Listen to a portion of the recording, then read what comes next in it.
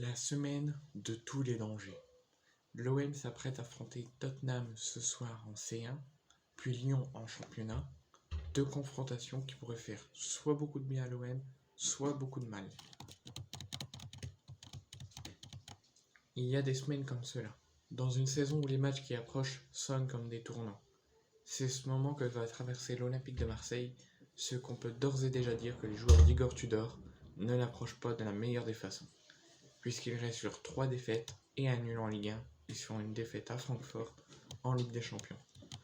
C'est dans la position d'un quatrième, qui est aussi le numéro de leur chapeau en C1, qu'ils vont accueillir Tottenham dans un vélodrome qui comptera 51 000 personnes et des poussières, dont 2000 Anglais et un virage nord fermé après les débordements contre Francfort.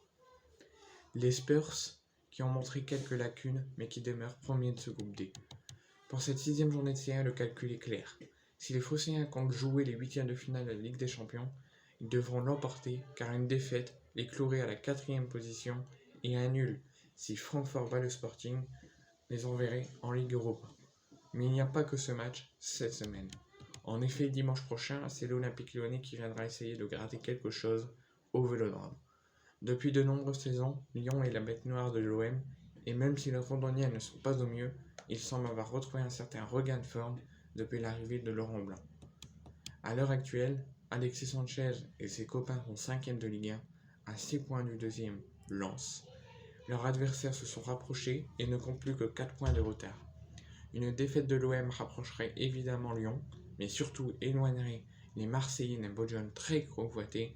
Et en plus de cela, il faudra aller à Monaco la semaine suivante, juste avant la trêve, pour la Coupe du Monde.